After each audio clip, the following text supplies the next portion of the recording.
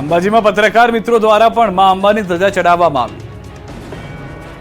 ભાદરવી પૂનમનો મેળો સંપન્ન થયો છે. મેળાના અંતિમ દિવસે લાખો માઈ ભક્તો અંબાજી ઉમટી પડ્યા હતા. અંબાજી શહેર અને અંબાજી તરફ આવતા તમામ રસ્તાઓ બોલ માડી અંબે જય જય અંબેના નાદથી ગુંજતા રહ્યા.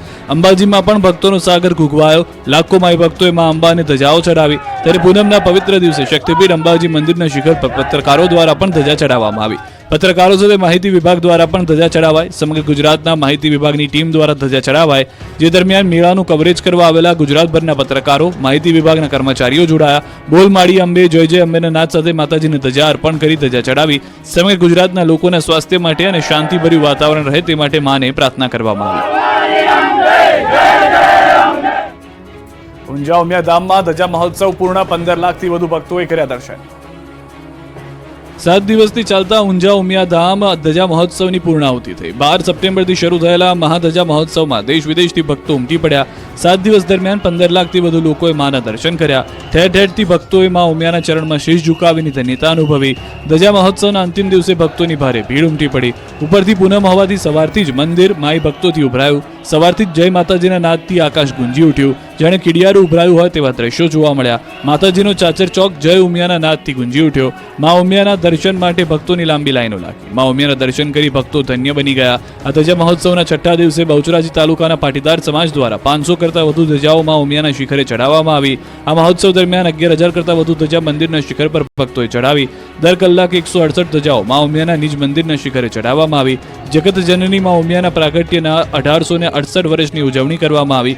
ઉમિયા માતાજી મંદિરે ધજા મહોત્સવ America, Canada, London, Australia, New Zealand, Uganda, Kenya સહિતના દેશોમાં વસતા ઉમા ભક્તોએ ધજા નોંધાવી. તો ઉમિયા માતાજીના મંદિરની દાનપેટીમાં લોકોએ ખૂબ જ સારું દાન કર્યું. 7 દિવસમાં લાખો રૂપિયાનું દાન આવ્યું. 4 ગોલક દાનથી છલકાયા. પૂનમને લઈને મંદિરોમાં ભક્તોનું ઉમટ્યું ઘોડાપુર.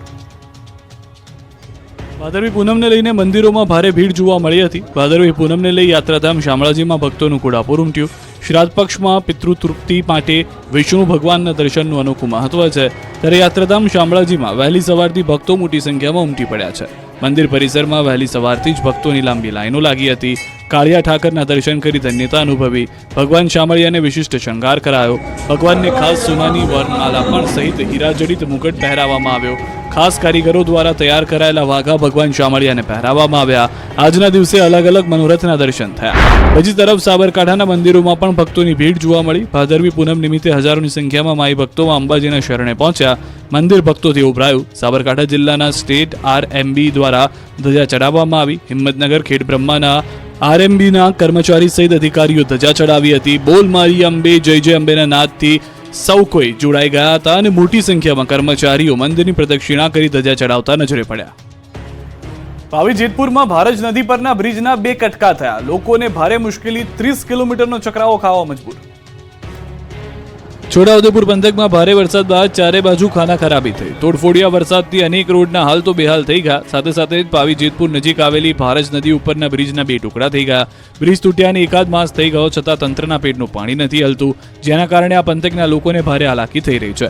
મધ્યપ્રદેશ અને વડોદરાને જોડતા નેશનલ હાઈવે નંબર 56 પરથી પસાર થતા રાહદારીઓને હવે 30 કિલોમીટરનો ચક્રાવો લગાવવાનો વારો આવ્યો છે. અસંખ્ય ગામો માટે હવે આ એકમાત્ર માર્ગ છે અને અહીંથી પસાર થતા તમામ વાહન ચાલકો તકલીફ વેઠી રહ્યા છે. 108માં સારવાર અર્થે જતા દર્દીની હાલત પણ ખરાબ થઈ રહી છે. જે માર્ગ પર ડાયવર્ઝન આપ્યું છે ત્યાં ખાડાઓનું સામ્રાજ્ય છે, જેથી વાહનોનું નુકસાન તો થઈ જ રહ્યું છે, સાથે સાથે શારીરિક તકલીફ વેઠવાનો પણ વારો આવી રહ્યો છે. બીજી તરફ ધૂળની ડમરીઓથી પણ વાહન ચાલકો પરેશાન થયા છે. સતત અકસ્માત થવાનો ભય સતાવી રહ્યો છે. આ રસ્તે પસાર થવું ખૂબ જ મુશ્કેલ બન્યું છે. ત્યારે હવે વહેલી તકે તંત્ર જાગે અને રસ્તાના ખાડા પૂરે તેવી માંગ ઉઠી છે. જૂનાગઢનો ધોરણ 12 પાસ યુવક બન્યો છે મુન્નાભાઈ MBBS. રોગચાળો વકર્યો છે ત્યારે લોકોને લૂંટવા માટે રાજ્યમાં નકલી મુન્નાભાઈ MBBS નો રાફડો પણ ફાટ્યો છે. જૂનાગઢના પ્લાસવા ગામેથી ધોરણ 12 પાસ થયેલો યુવક ડિગ્રી વગર તબીબ બની ગયો અને દુકાનમાં દવાખાનું ખોલી દર્દીઓનું નિદાન કરતા પોલીસની ટીમ દરોડા પાડી રંગે હાથે ઝડપી લીધો. દવાખાનામાંથી દવાઓ અને ડ્રેસિંગના સાધનો પણ મળ્યા. પોલીસે બાતમીના આધારે દરોડા પાડ્યા. નકલી તબીબ જૂનાગઢનો ઇન્દ્રીસ ગાંચી ગામમાં મેલડીમાંની ગારી પાસે મકાનમાં આવેલ દુકાન ભાડે રાખી દવાખાનું ચલાવતો. યુવક પાસે કોઈ પણ જાતની ડિગ્રી ન હોવા છતાં દવાખાનામાં જ દવાઓનો જથ્થો પણ ઝડપાયો છે. દર્દીઓને તપાસી એન્ટીબાયોટિક્સ, એલોપેથી સહિતની દવાઓ આપતો કુલ 64,000ના મુદ્દામાલ સાથે ઝડપી લેવામાં આવ્યો છે આ ફરજી ડોક્ટરને. સુરતમાં હની ટ્રેપમાં ફસાવી બ્લેકમેલ કરતા યુવાનનો આપઘાત. વેશ પલટો કરી પોલીસે 2 આરોપીની ધરપકડ કરી. સોશિયલ મીડિયામાં અજાણી યુવતીને નામે કોઈ ફ્રેન્ડ રિક્વેસ્ટ આવે તો ચેતી જજો, નહીં તો જશે જીવ. રાજસ્થાનના કઠિયાવાડ સુરતના યુવાનને હની ટ્રેપમાં ફસાવતા યુવાને આપઘાત કર્યાનો ખુલાસો થયો. સુરતમાં યુવકના આપઘાતના કેસમાં પોલીસે ગામે ગામ વેશ પલટો કરી 2 આરોપીને ઝડપ્યા. તાજેતરમાં શહેરમાં સાયબર ટોળકીનો ભોગ બનેલા યુવકે આપઘાત કરી લીધો. ટોળકીના સાગરીત સગીર સહિત 2 આરોપીઓને રાજસ્થાનથી ધરપકડ કરાઈ. કતારગામના મૃતક યુવકને પહેલા યુવતીના નામે રિક્વેસ્ટ મોકલી હતી. બાદમાં અશ્લીલ વિડીયો બતાવી બ્લેકમેલ કરી 4-5 હજાર પડાવી લીધા. વધુ રૂપિયા માટે ટોળકી વારંવાર બ્લેકમેલિંગ કરતી, જેથી આરોપીઓના માનસિક ત્રાસથી કંટાળી યુવકે આપઘાત કર્યાનું પોલીસ તપાસમાં ખુલ્યું. સાયબર ટોળકીનો મૃતકના મોબાઈલ પર રૂપિયા માટે કોલ આવતા સમગ્ર હકીકત જોવા મળી. કતારગામ પોલીસે બેંક ડિટેલ્સ અને QR કોડના આધારે આરોપીને ઝડપ્યા. આરોપીઓ પાસેથી અસંખ્ય મોબાઈલ નંબરો મળી આવ્યા. ટ્રેનમાં દરવાજા પાસે બેસવાની આદત હોય તો સુધરી જજો. નવસારીના યુવાનને થયો કડવો અનુભવ. રેલવેમાં મુસાફરી કરતા મુસાફરો થઈ જજો સાવધાન. નવસારી પાસે ટ્રેનના દરવાજા પાસે બેસી એક શિક્ષક મોબાઈલ પર વાત કરતા હતા, ત્યારે ટ્રેક પર ફરતા 4 યુવાનોએ મોબાઈલ છીનવવા ઝાપટ મારી. આ ઘટના કર્ણાવતી એક્સપ્રેસમાં સુરતથી વાપી જતી ટ્રેનમાં ઘટી. ચાલુ ટ્રેનમાં ઝાપટ મારી મોબાઈલ છીનવવાની આ તરકીબ જીવલેણ પણ સાબિત થઈ.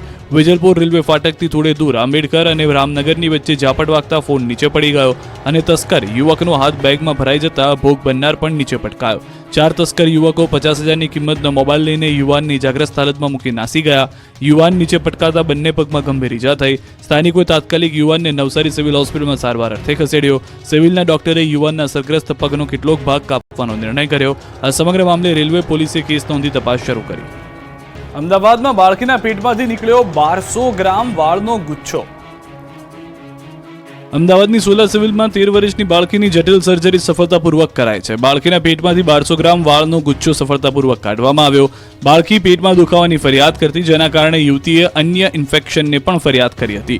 બાળકીને તાત્કાલિક ઓપરેશનની જરૂર હતી, જેની તપાસ કરતા પેટમાંથી વાળનું મોટું ગુચ્છું જોવા મળ્યું. સિવિલના તબીબોએ દર્દીનું ઓપરેશન કર્યું. બાળકીની હોજરીમાંથી 1200 ગ્રામ વાળનો ગુચ્છો સર્જરી કરીને બહાર કઢાયો. તબીબોએ પ્રથમવાર લેપ્રોસ્કોપીની મદદથી આ જટિલ સર્જરી કરી, જેમાં બાળકીના પેટમાંથી 10 ઇંચ લાંબો હોજરીના શેપમાં વાળનો ગુચ્છો નીકળ્યો.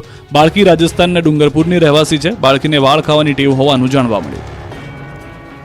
અરવલ્લી જિલ્લાના વાતાવરણમાં પલટો આવ્યો છે. માલપુર ગ્રામ્ય, સજ્જનપુરા, કંપા સહિતના વિસ્તારમાં વરસાદી માહોલ જામ્યો. જિલ્લાના અનેક ગામોમાં મેઘરાજાનું આગમન થયું. વરસાદ વરસતા વાતાવરણમાં ઠંડક પણ પ્રસરી ગઈ. વડોદરાના કોર્પોરેશનની સામાન્ય સભામાં ભારે હોબાળો. શાસક પક્ષ નેતા મનોજ પટેલ અને ભાજપ કોર્પોરેટર આશિષ જોશી વચ્ચે બોલાચાલી થઈ. કોર્પોરેટર આશિષ જોશીએ આક્ષેપ કર્યો કે પૂર બાદ વોર્ડ નંબર 15માં કોઈ કર્ફ્યુ પણ નથી. કેશડોલ અને ઘરવખરી પણ આપવા આવ્યું નથી. સૌથી વધારે મહત્વની વાત એ છે કે યોગ્ય સર્વે પણ કરવામાં આવ્યો નથી. શાસક પક્ષના નેતાઓ કેમ ત્યાં આગળ જોવા નથી આવી રહ્યા? અને શાસક પક્ષના નેતાઓએ કહ્યું કે ખોટી માહિતીના આધારે સભાને બાનમાં ન લેવી જોઈએ. વીએમસીના કમિશનર અને ડેપ્યુટી મેયરે કહ્યું કે જેમને સહાય નથી મળી તેમની યાદી આપો, અમે એમને સહાય અપાવીશું. અમદાવાદથી સમાચાર. રાહુલ ગાંધી સામે અભદ્ર ટિપ્પણી કરવાના મામલો. કોંગ્રેસ દ્વારા રૂપાલી સિનેમા સામે દેખાવો કરવામાં આવ્યા. શહેર કોંગ્રેસ પ્રમુખ સહિત નેતાઓ જોડાયા. ભાજપ નેતા દ્વારા અભદ્ર ટિપ્પણીનો વિરોધ. દેશના અલગ અલગ ભાગોમાં વિરોધ કરવામાં આવ્યો. અભદ્ર ભાષાનો ઉપયોગ કરનાર સામે કરાશે ફરિયાદ. ભાજપ નેતાઓ સાથે કોંગ્રેસ કરશે પોલીસ ફરિયાદ. અમદાવાદમાં કારંજ પોલીસ સ્ટેશનમાં દાખલ કરાશે ફરિયાદ. જૂનાગઢ તાલુકાના 35 સરપંચના રાજીનામા. વહીવટીતંત્ર અને સરપંચો વચ્ચે વિવાદમાં વિવિધ વિકાસ કામો ટલ્લે ચડતા હોવાથી 35 જેટલા સરપંચોએ રાજીનામા ધરી દીધા છે. 3 વાગે ટીડીઓએ મીટિંગ બોલાવી, પરંતુ હાજર ન રહેતા સરપંચોનો રોષ ભભૂકી ઉઠ્યો. ગ્રામ પંચાયતના વહીવટી કામોમાં જીએસટી સહિતના અનેક મુદ્દાઓ ઘણા સમયથી વિલંબે છે.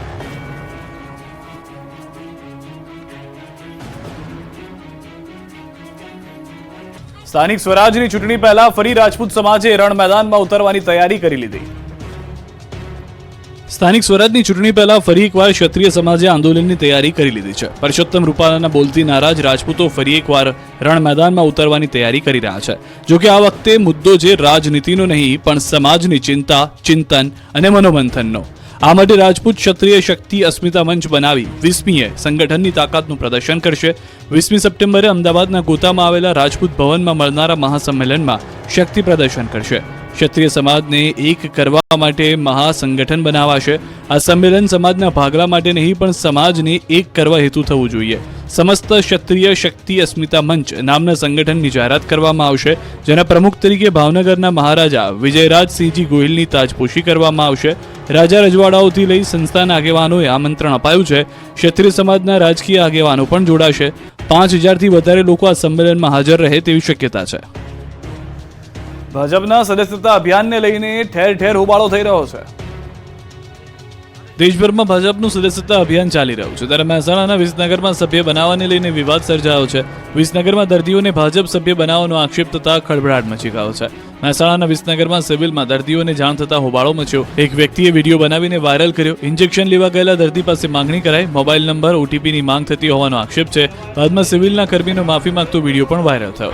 તો ભાવનગરના નગર પ્રાથમિક શિક્ષણ સમિતિના અધ્યક્ષ મેસેજ વાયરલ થયો. ભાજપના સદસ્ય બનવા માટે નિકુંજ મહેતાએ શિક્ષકોના ગ્રુપમાં શેર કરેલા મેસેજનો સ્ક્રીનશોટ વાયરલ થયો. મેસેજમાં શિક્ષકો અને તેમના પરિવારને ભાજપના સદસ્ય બનાવવા માટે અપીલ કરવામાં આવી. સદસ્યતા અભિયાનને લઈ નગરસેવકોનો વિડીયો પણ વાયરલ થઈ રહ્યા છે, જેમાં યુવરાજસિંહ 100 સભ્ય બનાવો અને 500 રૂપિયા લઈ જાઓ તેવું કહેતા દેખાયા છે.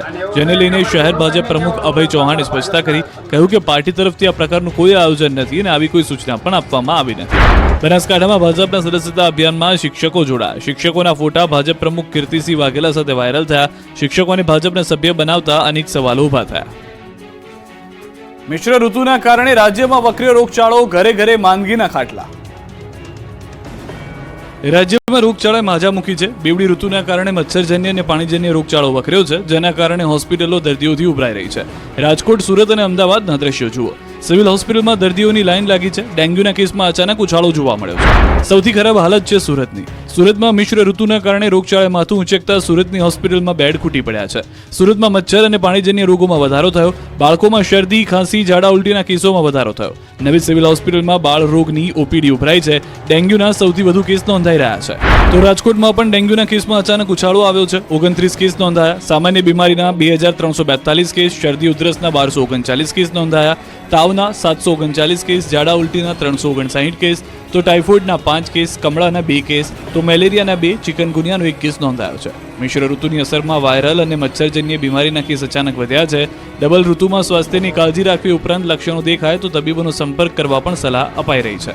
બેવડી ઋતુના કારણે અમદાવાદ શહેરમાં રોગચાળો વકર્યો છે. અમદાવાદની સિવિલ હોસ્પિટલના હાલ દર્દીઓથી ઉભરાયેલા જોવા મળી રહ્યા છે. સોલા સિવિલમાં છેલ્લા એક સપ્તાહમાં 13,568 ઓપીડી નોંધાય.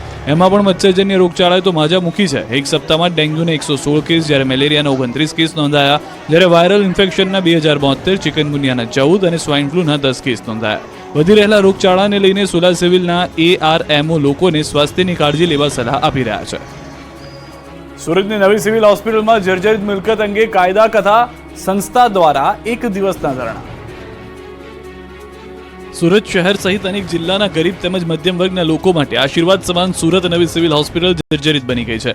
લોકો માટે જીવના જોખમ સમાન બનેલી મિલકતને લઈને વિરોધ કરવામાં આવી રહ્યો છે. બિલ્ડિંગ જર્જરિત થઈ ગઈ હોવા છતાં પણ ત્યાં દર્દીઓની સારવાર કરવામાં આવી રહી છે, જેને લઈ સુરતની કાયદા કથા સંસ્થા દ્વારા 1 દિવસના ધારણા કરી અને વિરોધ કરવામાં આવી રહ્યો છે. સિવિલ હોસ્પિટલની જૂની બિલ્ડિંગ જર્જરિત હોવાને લઈને ગાંધીનગરથી આરોગ્યની ટીમ સુરત ખાતે દોડી આવી હતી, તેમજ મિલકતનું નિરીક્ષણ કર્યું હતું, જેમાં મિલકત અત્યંત જર્જરિત હોવાનું સામે આવતા મિલકતને 2 મહિનામાં ખાલી કરવાના આદેશ કરવામાં આવ્યા હતા. જે વાતને 2 મહિના પૂરા થવા છતાં બિલ્ડિંગ ખાલી ન કરવામાં આવતા કાયદા કથા સંસ્થા દ્વારા 1 દિવસના ધરણા કરવામાં આવ્યા છે. આ ઇમારતને 60 દિવસમાં ખાલી કરવાનો નિર્ણય લીધો હતો, જેની સમય મર્યાદા સપ્ટેમ્બર 17ના રોજ સમાપ્ત થઈ ગઈ છે. તેમ છતાં વહીવટીતંત્ર કાર્યવાહી નહીં કરે તો મામલો હાઈકોર્ટમાં લઈ જવાની ચીમકી આપવામાં આવી છે. બોટાદમાં કપાસની આવકના શ્રી ગણેશ, 12,000 મણ ઠલવાયો કપાસ. નવા કપાસની સિઝનનો પ્રારંભ થતા સૌરાષ્ટ્રના કોટન યાર્ડ તરીકે ઓળખાતા બોટાદ માર્કેટ યાર્ડમાં કપાસની આવકના શ્રી ગણેશ થયા. બોટાદ માર્કેટિંગ યાર્ડમાં કપાસની મોટા પ્રમાણમાં આવક થઈ. માર્કેટ યાર્ડમાં મોટા પ્રમાણમાં ખેડૂતો કપાસનું વેચાણ કરવા ઉમટ્યા છે. સિઝનની શરૂઆત સાથે બોટાદ કોટન યાર્ડમાં 10 થી 12,000 મણ કપાસની આવક થઈ રહી છે. હાલમાં ખેડૂતો જૂનો અને નવો કપાસ લઈને આવી રહ્યા છે. બોટાદ સહિત આસપાસના અમરેલી, રાજકોટ, અમદાવાદ, સુરેન્દ્રનગર, ભાવનગર સહિત જિલ્લામાંથી ખેડૂતો અહીં કપાસ વેચવા આવી રહ્યા છે. ખેડૂતોને 1,400 રૂપિયાથી લઈ 1,650 રૂપિયા સુધીનો ભાવ મળી રહ્યો છે. અહીં બોટાદ માર્કેટિંગ યાર્ડનું એક સ્લોગન છે, ખરો તોલ રોકડ વ્યવહાર. બોટાદ માર્કેટિંગ યાર્ડમાં કોઈ પણ જણસ લઈ ખેડૂત વેચવા આવે ત્યારે તેમને તે જ દિવસે તેમના નાના મળી જાય છે, જેના કારણે ખેડૂતને ખૂબ રાહત રહે છે. હાલ સારા ભાવ મળતા ખેડૂતો ખુશ છે. હાલ શરૂઆત છે, આવતા દિવસોમાં રોજ 1 લાખ મણની આવક થશે.